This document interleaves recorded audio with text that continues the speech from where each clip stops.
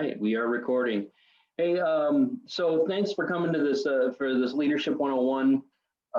And one of the reasons why I've done this is because in my opinion, we don't do a great job um, I, of training actual leadership. We identify people who are technically proficient at what they do, and then assume that they're going to be good at leading people who do that job. And it's a completely different skill set. So we don't always do a great job of preparing people for leadership positions. And in a lot of organizations, leadership training is centered around getting the job done, getting the mission accomplished, getting meeting the organizational goals. And we forget that leadership isn't just about accomplishing the organizational goals. That's more of a management definition. Leadership's about people and about our relationship with people and how we influence and inspire them to the goals of the organization, right? And it's what I was saying to some of you the other day about, you're going to come into work and you're going to have this plan, especially if you're in an actual leadership position. If you're in a supervisory position, you're going to have this plan, this routine set. And these are the things that I have to get done today. This is the time that I have to get them done. And then somebody's going to come in your office and close the door and sit down and go, my marriage has fallen apart. I just found out that my spouse is really sick. My water heater just blew up. And in those moments, your first thought is, oh my God, how am I going to get all of this stuff done that I've got to get done when a key player of my team is, got this? And your first instinct might be to go, well, sorry, man, we got work to do.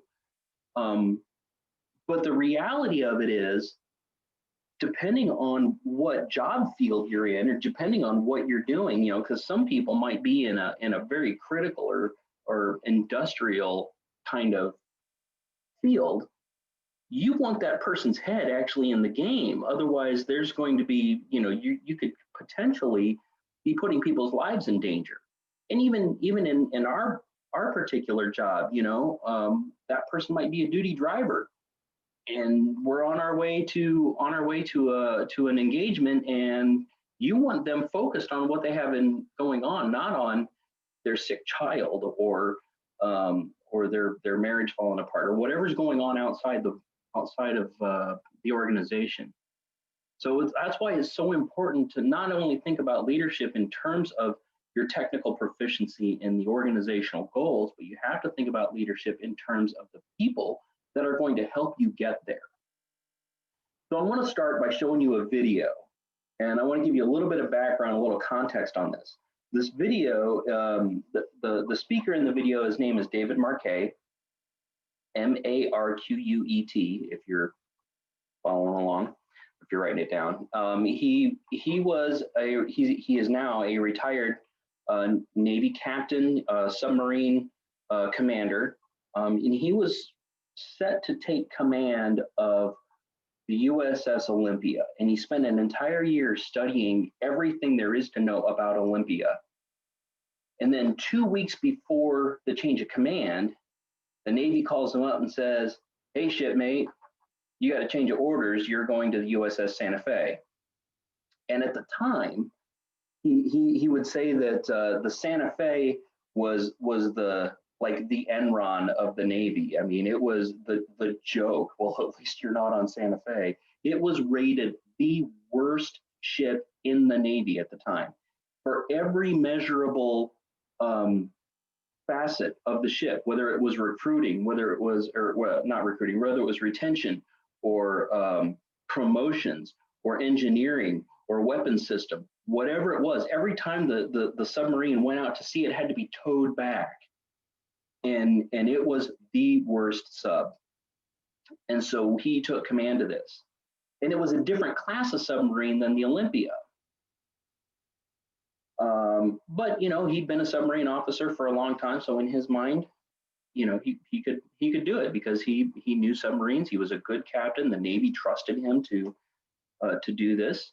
So what he found out was that the key to leadership is not in giving good orders. The key to leadership is really knowing your people. And I'll show this video and and then oops, no, not that. Where am I going? Here's where I'm going.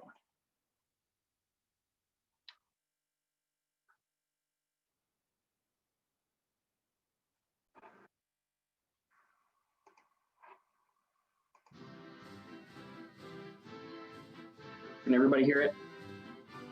Yes, sir. Okay.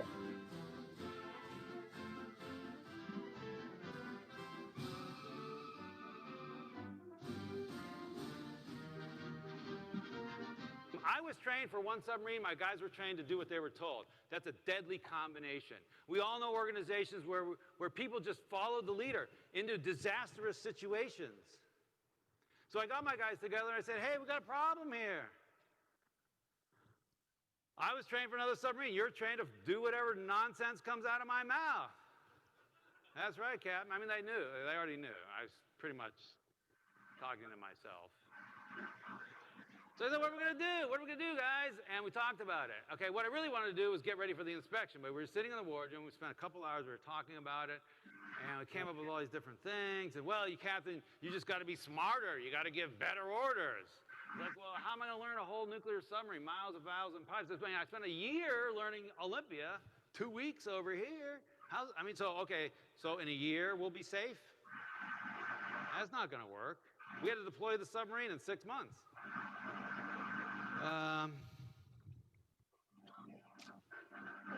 So we talked about it, and they said, okay, there's only one logical solution.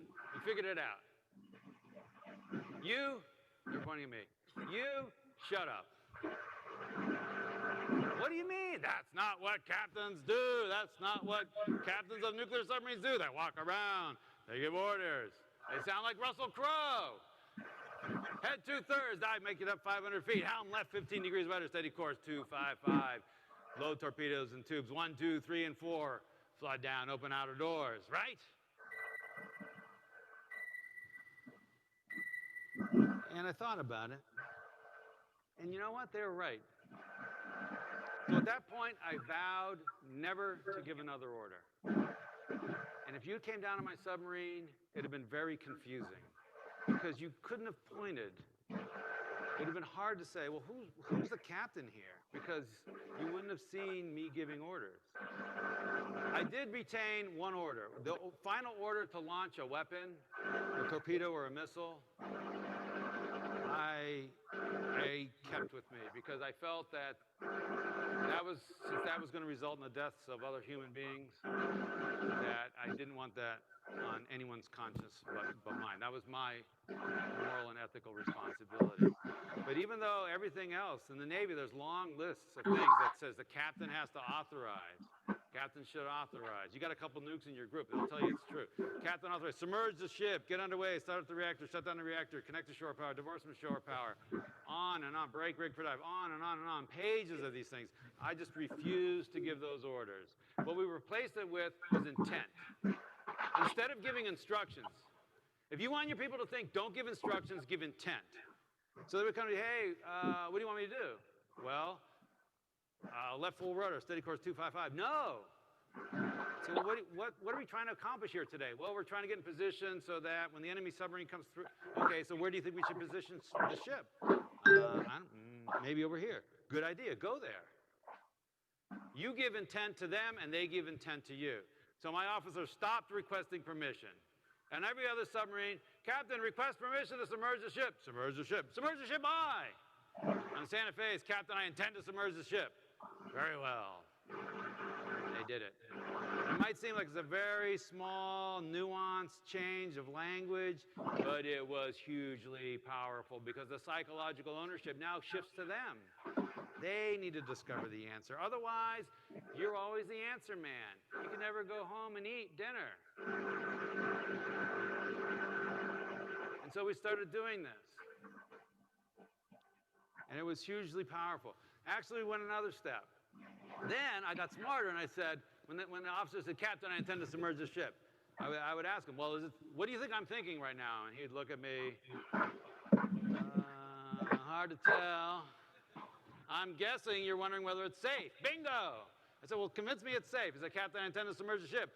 All men are below, hatches are shut, ship's rigged for dive. I checked the bottom deck. The submarine's in the water that's been assigned to us." Then later I would ask them, "Is it the right thing to do?"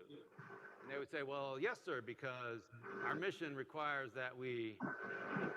And these are the two pillars that I think support this idea of giving control. These are the two pillars that need to be in place. The technical competence, which is represented by, is it safe? And the organizational clarity, which is represented by, is it the right thing to do? And you put those things in place, and then you can give control. And you give control, and you put those things in place. You are off to the races.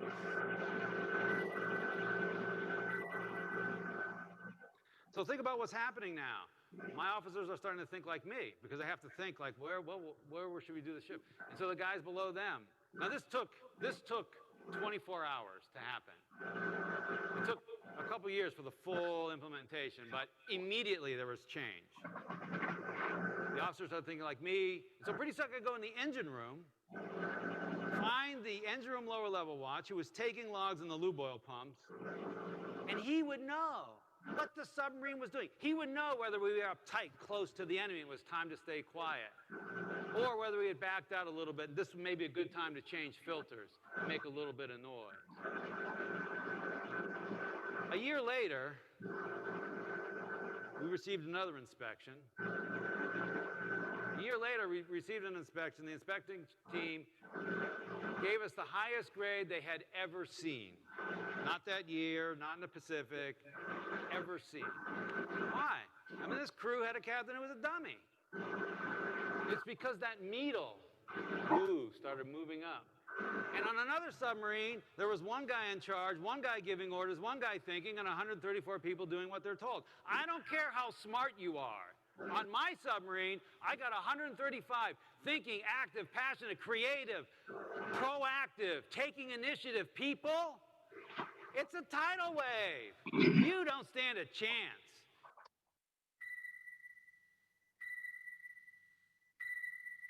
Here's the solution. Move the authority to where the information is. You mean the software engineer can decide whether we ship the software? Yeah. You mean the client, my salesman can close the deal? Well, up to $1,000. No. Yes. Whatever the price? Yes. What does it take to make that happen? Now, if you're picturing a lot of people out there doing crazy things and a bunch of arrows going in a bunch of different directions, you have the wrong picture.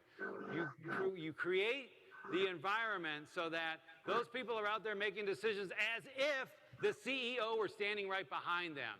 And if it's not the same decision, it's actually a better decision because they have the information. And not only will you get better speed of execution because now you don't have this delay, what happens is those people feel like they matter because they're thinking. You engender thinking. You create the environment for thinking. The secret is nothing I said is hard. There's nothing hard. The only thing that's hard is you. It will feel wrong. You've been genetically and culturally programmed to take charge and make it happen. Take control and attract followers. And what you want is to give control and create leaders. It will feel wrong, and you will repeatedly start down this path if you so choose, and then you'll be angry at yourself like I was. And you will have a failure, and you'll go back to the old ways. You will pick yourself up, and you will go again. You will go again. And by doing so, you will achieve the greatest thing possible. You will have achieved greatness, not because of the deeds and acts that you did, but because you set an environment where the people around you and their families and their schools and their organizations and their businesses, they've achieved greatness. That will be the greatest thing of all. Go forth and be great.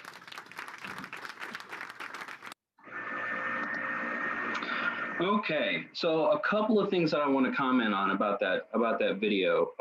First of all, he wrote a book called "Turn the Ship Around" that kind of details um, uh, that whole experience that he had. I highly recommend it if anybody is going to be working in any upper level um, leadership positions, especially. It really changed the way that I approach leadership.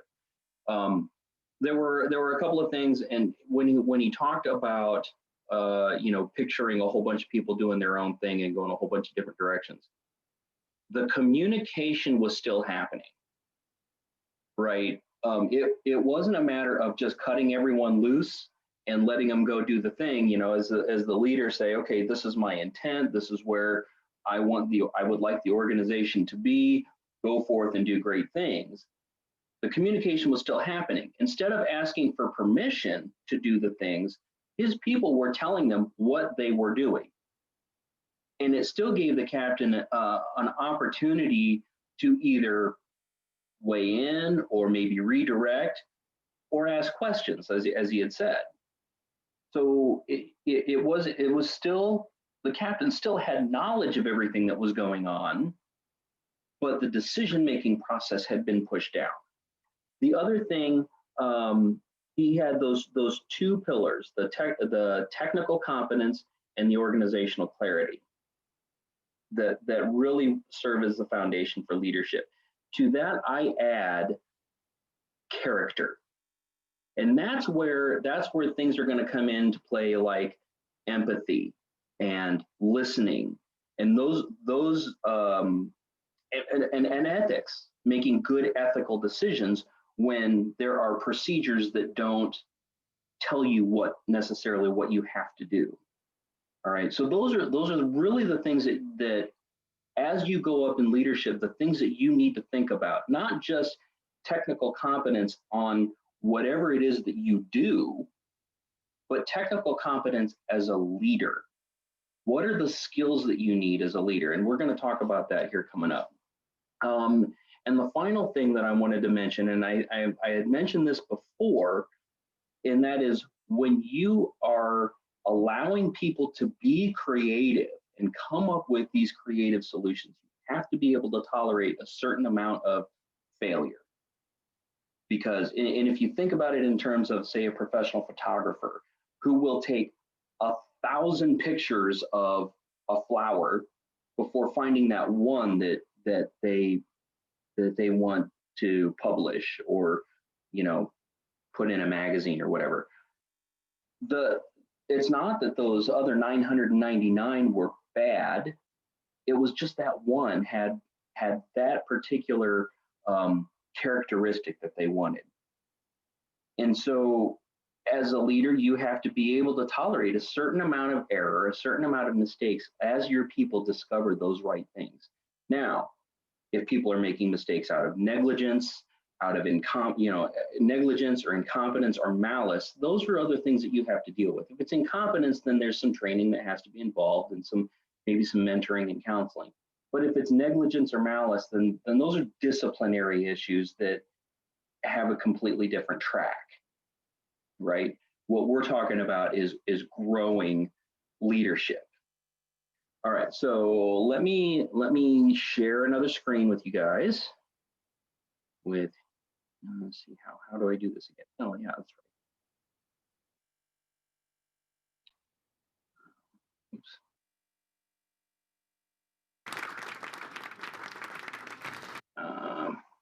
All right, can you see the PowerPoint? I'm assuming you can.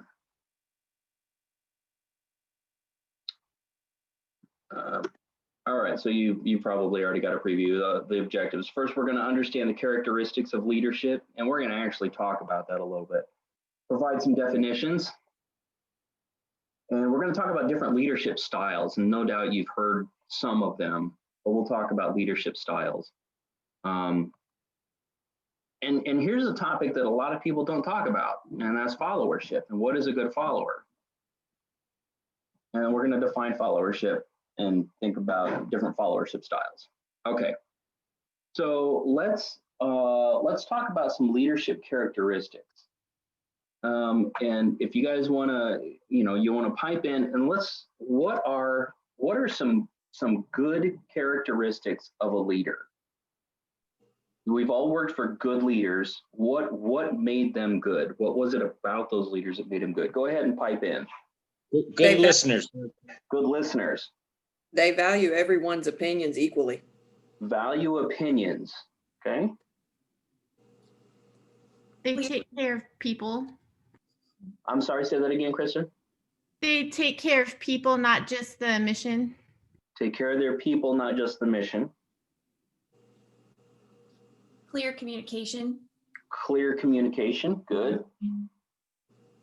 It's about the team as a whole, not about the boss alone. Good. Yeah. What about their temperament?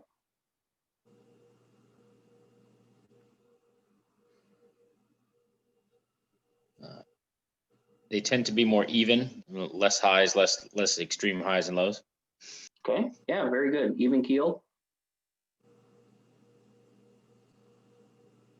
Good. Okay. We can. That's. I'm sorry. Say that again. I was saying the same thing as Carl said, but like leaders will put their permanent logic over temporary emotions.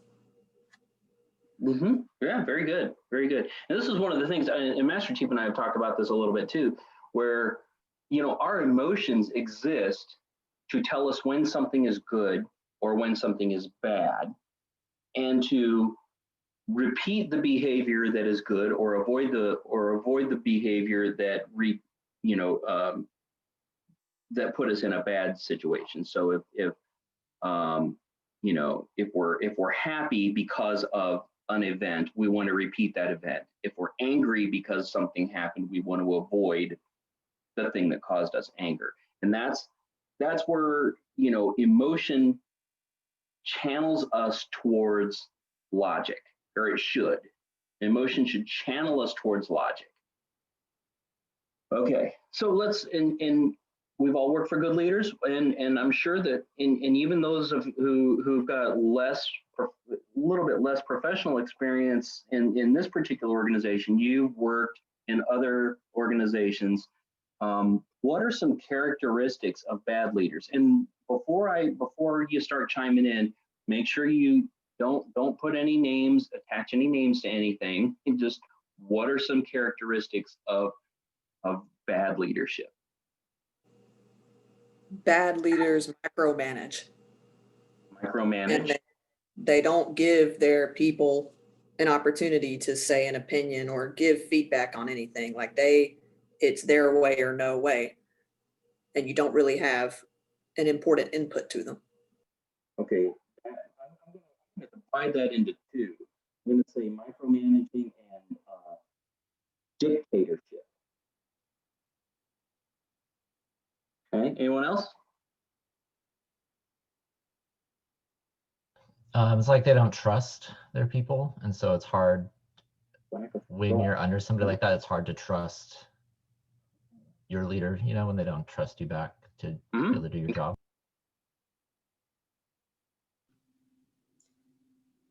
Anyone else? If you give them feedback, sometimes you get a very emotional response, like a very, very hot or very cold, like angry, or the opposite. Okay, emotional. Okay. They just don't, they just hole up in their office, and so they don't know what's going on in their organization. Okay. Aloof, isolated. Okay. They don't relate to their people. All right. They only give feedback when like something bad happens or something that, is not up to their idea of the standard or something. Yes. I had a leader before who said don't, like, the words good job are deadly to an organization because it breeds complacency. And I disagree with that, but that was his approach to leadership. Okay, so let me throw up this quote here. If you think you're leading, but no one is following, you're just taking a walk. All right, so defining leadership tends to be very difficult. And if you look at 100 experts, leadership experts, you're going to find probably 100 different definitions. But this is the definition that I use quite a bit. And it's from Peter Northouse, 2016. He wrote Leadership in Theory and Practice. This process whereby an individual influences a group of individuals to achieve a common goal. And one of the things that is challenging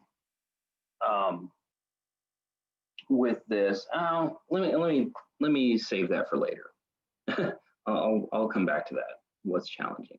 So there are a lot of different leadership styles, and we probably heard a lot of these terms before, and I'm sure a lot of you have heard the term servant leadership. And what's funny about this is that a lot of people will call themselves a servant leader because it makes them, it's like a nice buzzword, and it makes them sound like this quiet, humble leader. I'm a servant leader. I'm here to take care of my people. And especially with LDO candidates, they'll say that they're a servant leader, and I'll ask them, what is servant leadership? And they'll well, it's taking care of your people. It's that you are there to serve them rather than them serving you. And it's kind of all of these rainbows and flowers and soft stuff. And to a certain degree, they might be a little bit right, but the impression that I get from folks when they talk about that is they don't really know what they're talking about. It's just something that sounds good. It's a good buzzword. But what a lot of folks don't realize is that this is a bona fide, scientifically studied and researched leadership style. It originated with Robert Greenleaf in 1970, and a gentleman named Larry Spears a few years later developed 10 foundational characteristics of what makes a good servant leader. So I'll just run through these really quick. You can look at them, but if you just remember the names Robert Greenleaf and Larry Spears, S-P-E-A-R-S, you can look it up for yourself and do your own research. But listening, empathy, and healing, and in every one of these, in every researcher who talked about Greenleaf's servant leadership, those are the top 3 characteristics of a servant leader. So awareness, persuasion, conceptualization, big thinking, visionary thinking, right? Foresight, and foresight is not like clairvoyance or prophecy. Foresight is the ability to look at outside information and outside influences that might have an influence on the direction that you want to go. There's a whole leadership area called leadership foresight and strategic foresight. And it's not about going just from point A to point B. Let's say you're making travel plans and you're going to travel from where you are to, somewhere else. It doesn't really matter where else. So you make your plan. You're going to go from point A to point B. And maybe is there in between? Is there construction? Is there weather? Is there weather events that might have a problem? Is there a convention in town in between there that's going to gum up traffic? Is all of these other things, all of these other outside influences that may hinder you from getting from point A to point B that a lot of people don't even really think about. So that's what foresight's about. Stewardship. Do you are you a good steward of the resources that you have? And that, you know, it's not just about money. It's about your people. It's about your time, your infrastructure. Are you a good steward of those things? Commitment to the growth of people and how you build your community. This is where like corporate responsibility comes in. All right. So going back to leadership side. So that's servant leadership. Some of you may have heard this term transformational leadership. This is a big, long definition. You can look at it. But really it's not about transforming a mission, shifting a mission. It's more about getting people to think more broadly about where they want to go and where the organization wants to go. So it does capitalize a little bit on emotion, but and inspiration. So I would say someone like Simon Sinek is more of an inspirational leader, transformational leader, because he tries to inspire people to do great things. Oh, I forgot to take that out, transformation versus transactional. Transactional leadership is basically, hey, I'm giving you a paycheck, so get the job done. That's what transactional is. So transformational leadership, oops, wait a minute. Let me go back. All right, transformational leadership is activated by these 4 factors. Idealized influence, that's leading by example. Inspirational motivation, that inspirational motivational is a little bit of an oxymoron, because inspiration and motivation are 2 different things. Inspiration is external, motivation is internal, but you want to inspire them to have an internal drive. Intellectual stimulation, yeah, we want to create a safe environment. Now, the military has this. We have a hierarchy, and there's obeying. There's a time to salute and do what you're told, and there's a time to go, hey, I'm not sure this is a great idea, or I think we might be able to accomplish this thing a better way by doing X, Y, Z. So we want to create a safe environment for people to kind of question the status quo, to push back a little bit on some things, or to say, hey, look, there's this new software thing. We've been using this software for several years, and it's a little obsolete, a little outdated. Why don't we take a look at using something else? So having a safe environment for people to be able to say, hey, let's do something else. Let's try something different. And that's where that creativity comes in, and the tolerance to be able to accept a little bit of failure for the purpose of growing. And then individual consideration. You want to create a supportive culture by personally engaging with people. So as a leader, it's important to not just sit in your office and get the emails done and get things, get the tasks and the spreadsheets and the whatever done and then go home. You want to get out of your office, get away from the desk and the email, and actually go see what people are doing. So that's transformational leadership, and we can, as we go along, we can dig into these things a little bit more. So more on leadership. This is the final style that we're going to talk about, authentic leadership. And you're going to see some of the characteristics of these styles overlap a little bit, but they have some specific things that are unique to that style. Authentic leadership has an interpersonal, intrapersonal perspective that focuses on the leader and what goes on within the leader. So it doesn't focus on the leader himself or herself per se, but what is that person thinking, and why is that person thinking the way they are? As an authentic leader, you want to have a high degree of emotional intelligence, and that's where the self-knowledge, self-regulation, and self-concept comes in. If you're not familiar with the term emotional intelligence, I would encourage you to do a little bit of research on that. And then the other part, you've got interpersonal, your ability to look inside yourself, and then interpersonal perspective that focuses on your relationship with your team. And then you have the developmental perspectives that focus on how people can improve and grow across their, not just while you have influence on them in the immediate time, but a longer lasting influence.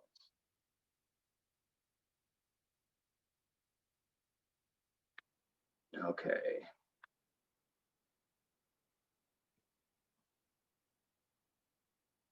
So authentic leaders understand their purpose. They have strong values about what the right thing to do is. We establish and we build trusting relationships, self-discipline, and self-discipline is definitely a challenge for some of us, including myself, and passion. And honestly, you know, I don't think you can be a very as effective a leader. Let me say that, if you don't have passion about what it is that you're doing. So those are leadership characteristics. Let's talk about, here's one thing that we don't talk about much when it comes to leadership, because everybody wants to be a leader. Nobody wants to be a follower. But what are some characteristics of being a good follower? Someone who's a good listener. Also a good listener, yeah. Kristen? I was just chuckling because I said listening also. Okay. What else?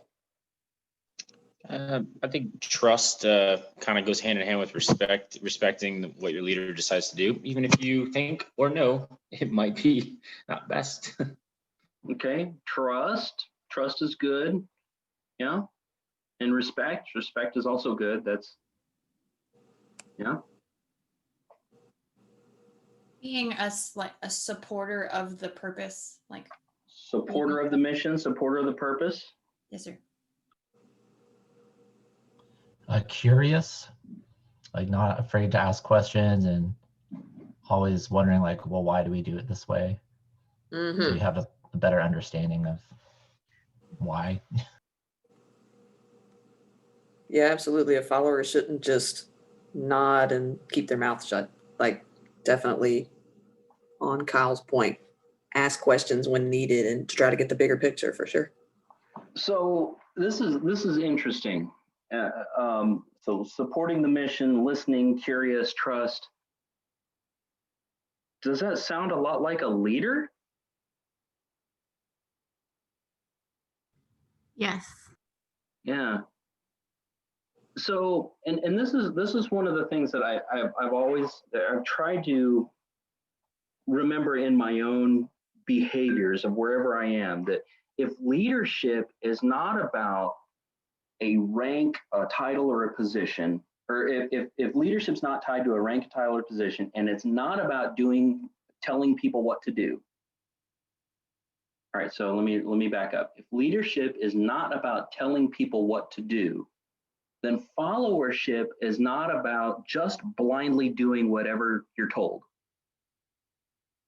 There are things that you, as a follower, you're required to do that have nothing to do with just obeying orders and saying, aye, aye, ma'am, aye, aye, sir. All right, so let's talk about followership a little bit. And what is the definition? This one's a little bit harder to find because there just isn't a lot on followership. Everybody wants to be a leader. Nobody wants to be a follower. Individuals' free will to decide who they wish to follow and which leader they wish to help be successful. Now, in any organization, you have standards of employment. You have conditions of employment, right? So there are things that you have to do, right? You have to actually show up on time. If your organization has a dress code, you have to obey the dress code. I mean, there are just things that you have to do. But there's a difference between following orders and following a leader. And we talked about, and those characteristics that you listed out, listening, supporting, being curious, asking questions, trust, those are the characteristics of leadership. And in the Simon Sinek video that we watched the other day, he says, if you hire people because they can do a job, they'll work for your money. If you hire people who believe what you believe, they will work for you with blood, sweat, and tears. So how many of you have been in a position where you are in charge of people who outrank you? I think some of you have. And have you had, in many cases, as the leader of this organization, I will defer myself to someone of a lower rank because they have more information, they have more experience, they have more whatever, which is yet, like, for instance, with Kristen, when she's a drum major, when she's leading the band, there are people in the band who outrank her, but they follow her orders. And that's where you as a leader, if you are in a position of leadership, you take in those ideas and you take in those suggestions, and occasionally you're going to have somebody maybe pull you aside and go, I don't think that's the right thing to do, or hey, you came down really hard on that person. Did you know that they have this thing going on in their life? So that's where you as a follower can put yourself in a leadership position without having the defined title of leader. I know that sounds confusing, but let me come back to it. Okay. I'm going to send out an article. Actually, you know what I'll do? Let me stop the share here for a second, and I'm actually going to pull up this article so you can see where it is. And oops, no, I don't want to end the Zoom video.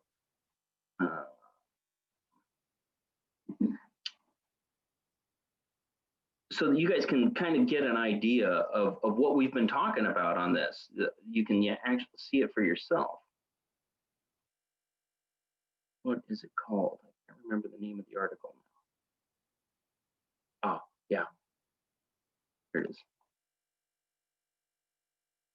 Let me go to here. Share the screen.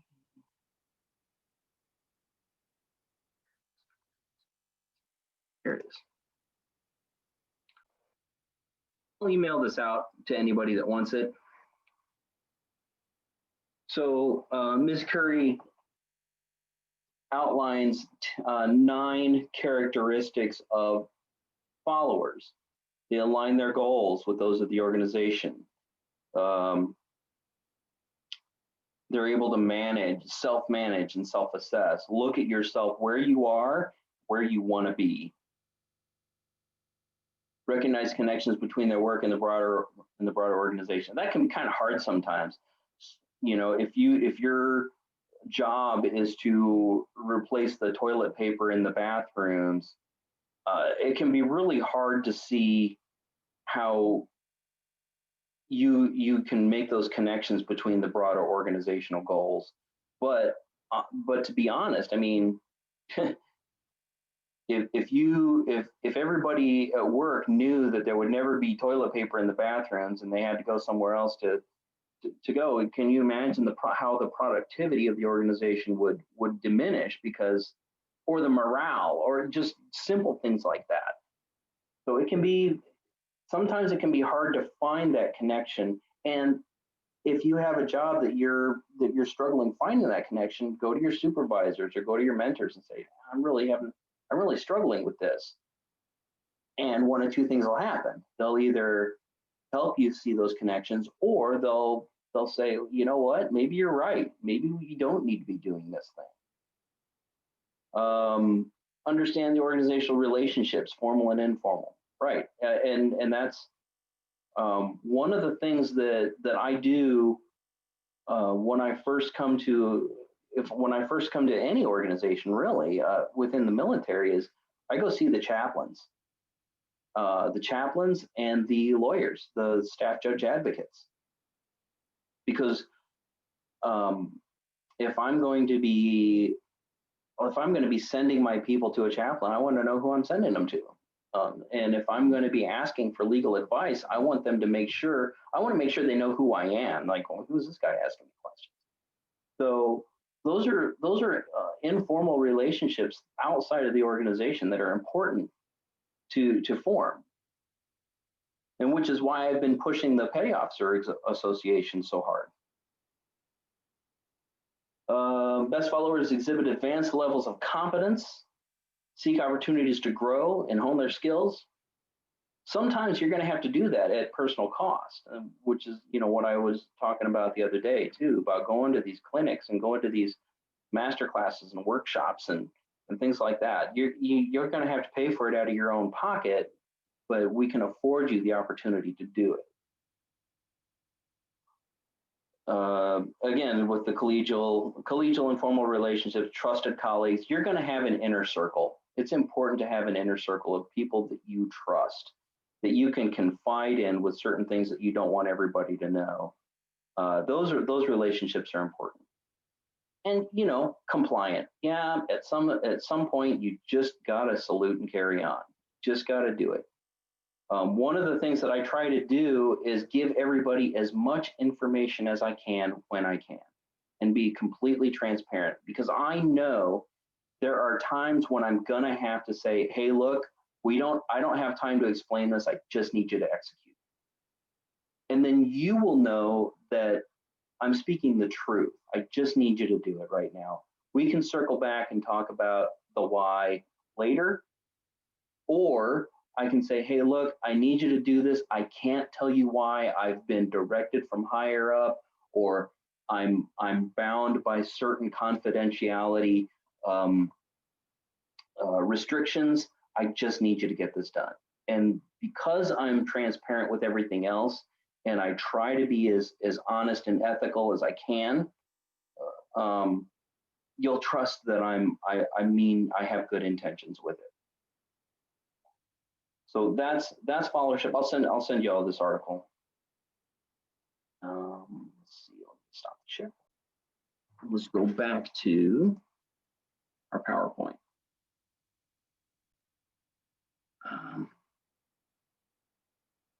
Oh, wait.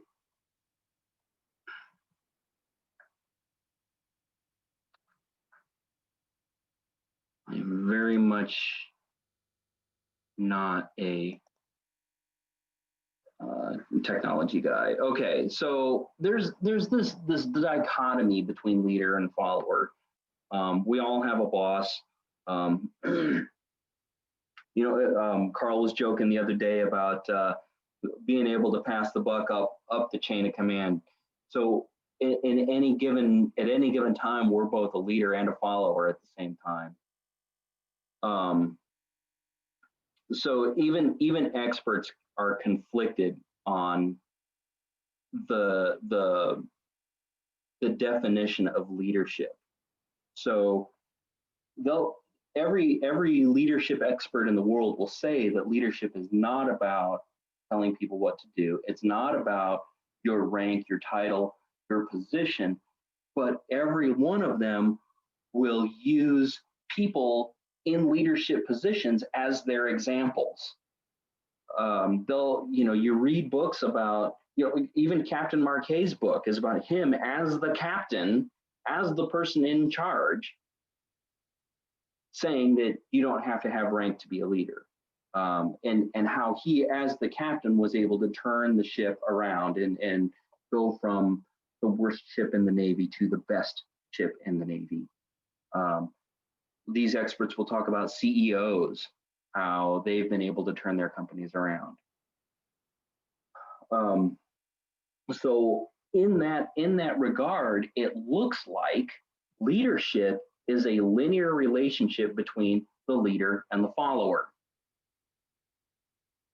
there's this, it's, you know, there's the boss and then there's the employee.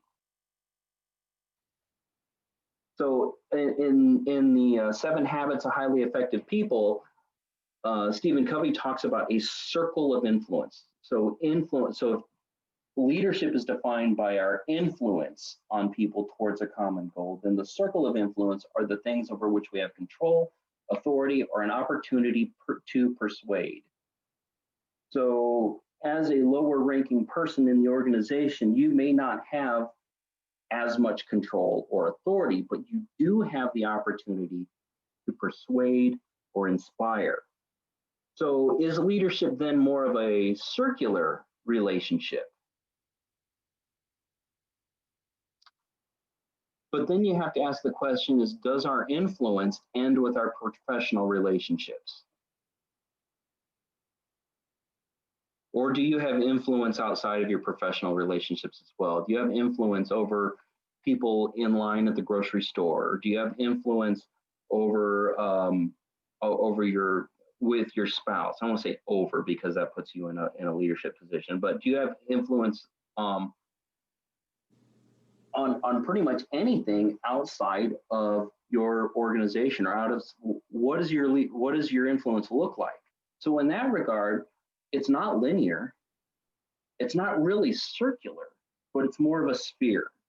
The leadership is, in this case, is more of a sphere. And so I'll illustrate that a little bit with kind of a sea story.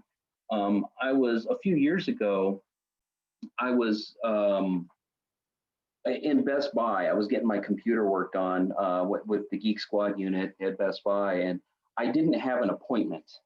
So I was pretty much forced to wait. I was prepared to wait. I knew that, you know, I was just walking in and I didn't have an appointment. But there was a lady in front of me in line who also didn't have an appointment, but she wasn't prepared to wait. And I can really only describe her behavior as a toddler's temper tantrum with profanity. It was ugly, and she was getting way out of hand, and the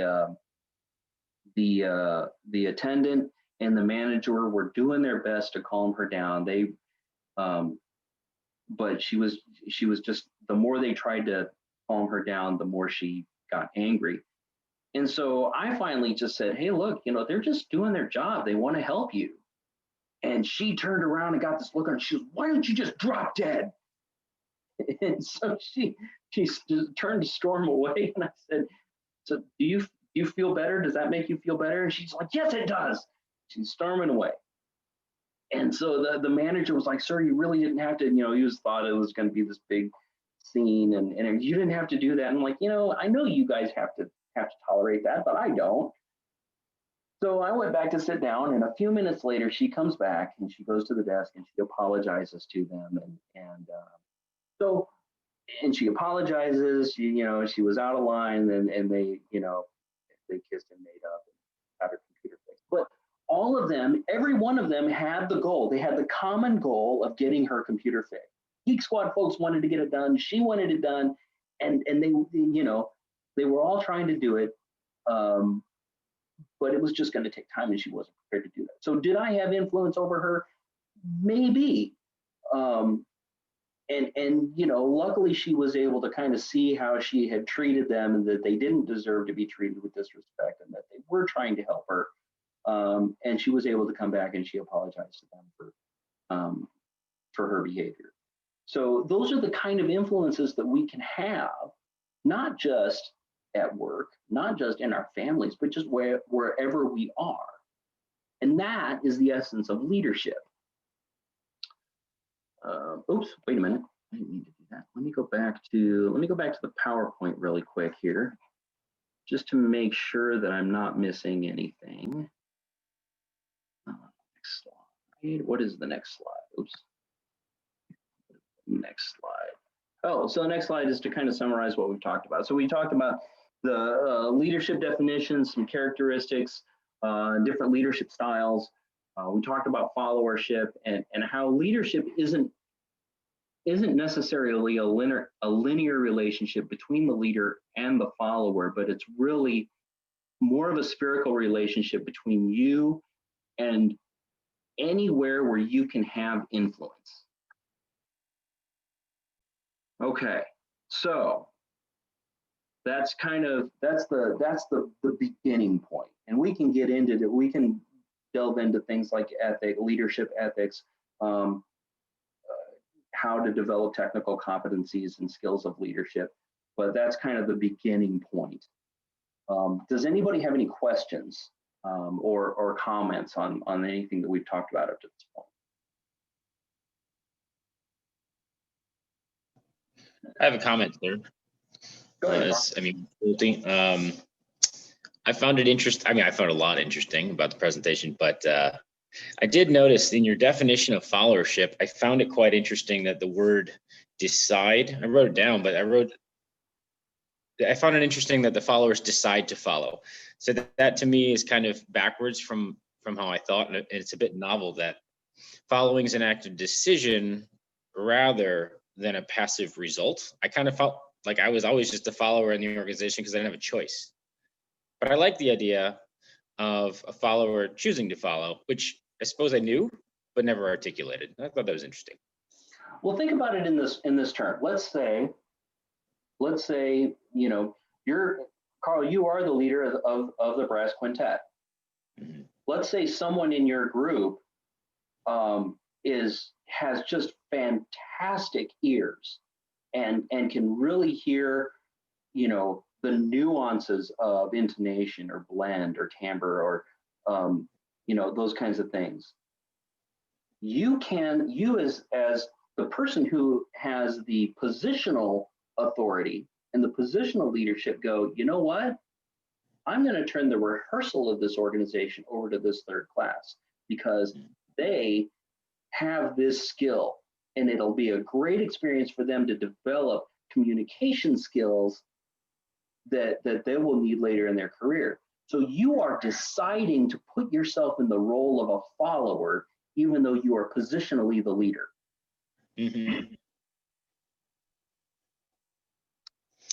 That was, yeah, I like that you pointed that out, that being a follower is a decision. It is, and you know, once you put it on a screen, I suppose I realize I've made that choice myself in the past, but I've never thought about it being a choice. And it's something that maybe you've encouraged me to encourage others. It's a choice to follow. And if you don't, you might just be kind of dead weight. I don't know that I would say that to the group, but you get the idea. That's the truth. So. Okay. Anyone else?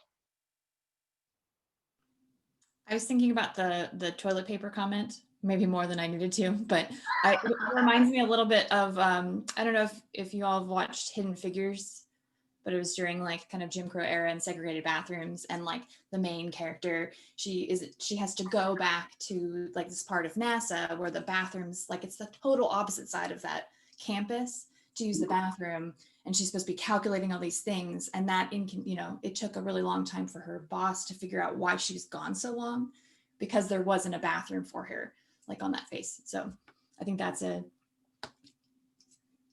interesting. I was thinking about that in regards to like the toilet paper and bathroom issue. There are no small, I mean, and it's true. I mean, people sometimes get kind of wrapped around the axle. Well, you know, I really need to be, you know, this manager, this unit leader, this, you know, this collateral duty, because it's going to help me get promoted or whatever. But the truth is that we need people in every one of those jobs and every one of those things, including someone to take out the trash and you know, change the toilet paper or whatever, because that's even, not only is it a productivity issue, but it's also a morale issue. If people, you know, are miserable because the conditions where you work aren't great, they're not going to be as productive as they otherwise would if we had a good working environment. All right. Anybody else have any questions or comments? All right. And if you have any other, if you think of any afterwards, after we go along, just go ahead and reach out. Drop me an email or shoot me a text message or give me a call. You know, I'm happy to talk about it. I know, Carrie, you mentioned to me, sent me an email about developing like a personal mission statement and goals and that kind of thing. And we can, and I haven't forgotten about it. So I will be in the office on Monday. If you want to stop by and talk about it, we can do that. Otherwise, we can do another one of these Zoom meetings or Teams or something like that another time. But just let me know what you want to do, whether you want to stop by or whether you want to just set up another meeting. We do that. All right. Well, thanks a lot, folks. I appreciate you chiming in on this, and you know, we'll do this a little bit more often. I intended, I've always intended to do this more often, and I just haven't. So the next one will probably be in a couple of weeks, and we'll probably talk about, I don't know what we'll talk about yet, but let me put it this way. If there is a topic about leadership that you want to talk about, that you want to explore, let me know, and we'll get on it. All right. All right. Thanks a lot, folks. Have a great day. Have a great weekend. Thank you, sir. Thank you, sir. Bye now. Thank you.